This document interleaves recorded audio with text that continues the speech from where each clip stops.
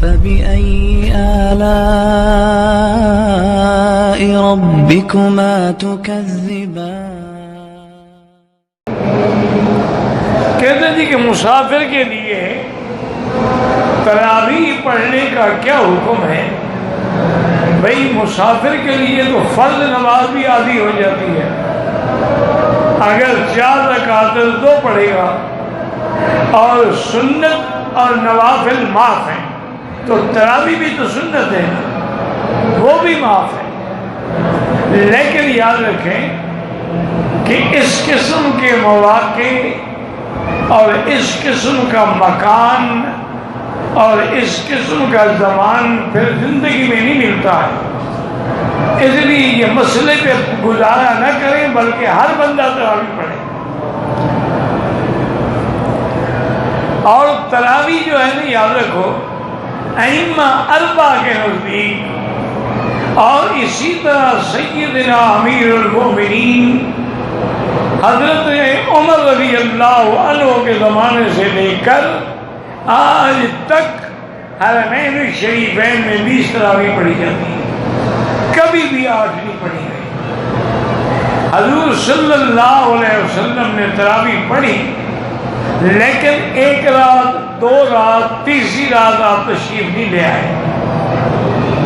تو حضور جب آئے تو آپ نے فرمایا مجھے پتہ ہے کہ تم صحابہ میری انتظار میں تھے، میں عمدن نہیں آیا کہ شاید رمضان کی راتوں میں یہ عبادت میرے اللہ کو پسند آ جائے اور اللہ فرض کر دے تو پھر میری امت فرض پورا نہیں کر سکے، اس لیے میں نے رعایت کی ہے۔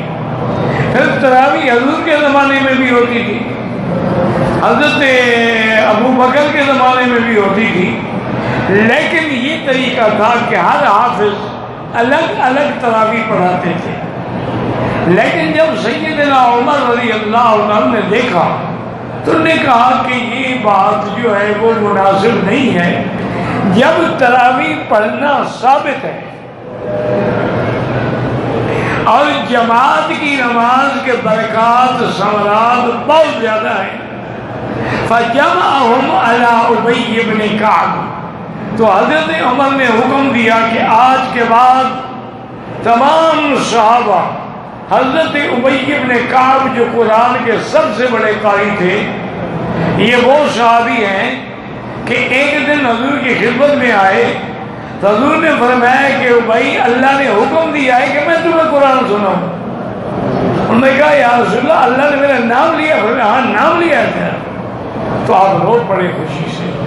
تو ان پر حضرت عمر نے سب کو جمع کیا اور 20 تراویح پڑھنے کا حکم دیا، اور 3 وتر پڑھے جاتے تھے اور 20 تراویح پڑھی جاتی تھی۔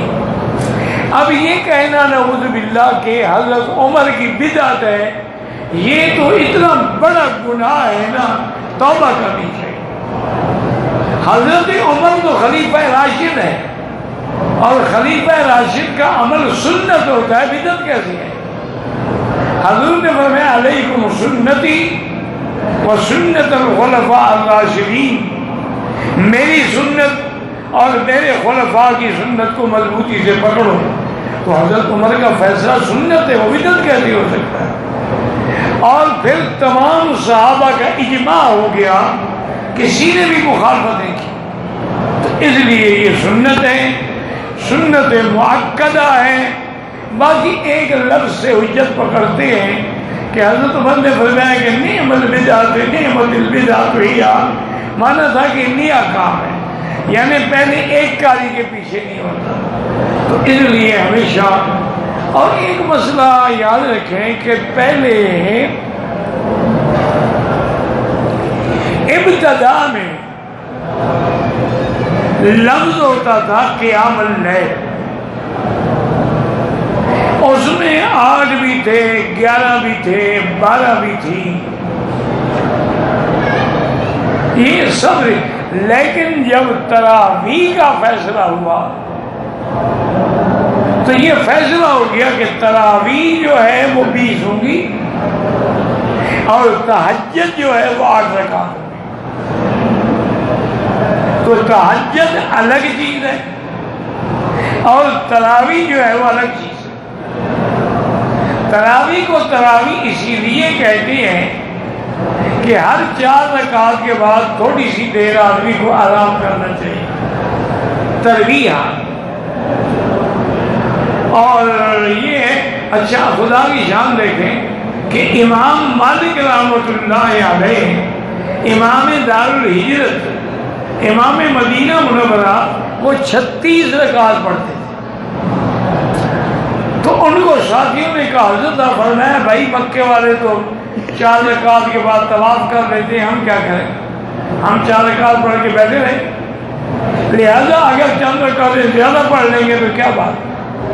جب اصل ثابت ہے تو جتنا زیادہ پڑھیں گے اتنا اجر ملے گا۔ اب ویسے بھی اگر اللہ نے تعصب نہ ہو، ٹھنڈے دل سے غور کریں کہ جس آدمی نے 8 رکعت تراویح پڑھی تو 12 والی حدیث تو گئی نا، اور 20 والی بھی گئی۔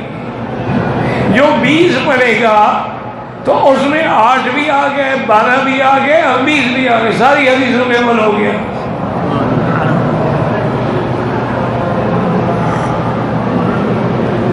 باقی وطر جو ہے یاد رکھو، وطر کی 3 رکعت ہے۔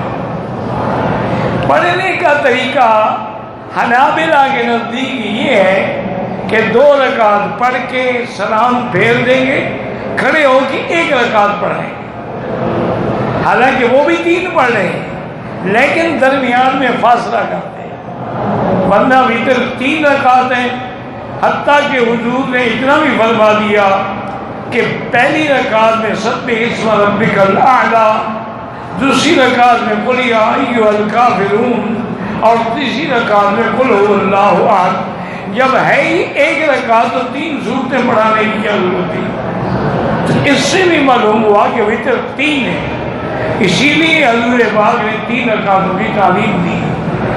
باقی 3 رکعت اکٹھے پڑھیں الحمدللہ، جو 2 رکعت کے بعد سلام پھیر کے 1 الگ پڑھتے ہیں تب بھی الحمدللہ، لیکن حنفی مسلک میں 3 ملا کے پڑھنی چاہیے، کیونکہ امام ابو حنیفہ فرماتے ہیں کہ 1 رکعت جو ہے وہ نماز ہوتی نہیں، 1 رکعت اگر 1 رکعت نماز ہوتی تو مسافر کو فجر کی نماز میں 2 رکعت کے بجائے 1 رکعت پڑھنے کا حکم ہوتا، لیکن چونکہ 1 رکعت نماز نہیں ہوتی فجر 2 ہی پڑھی جائے، البتہ ظہر جو ہے وہ 4 کے بجائے 2 پڑھی جائے۔ واللہ اعلم۔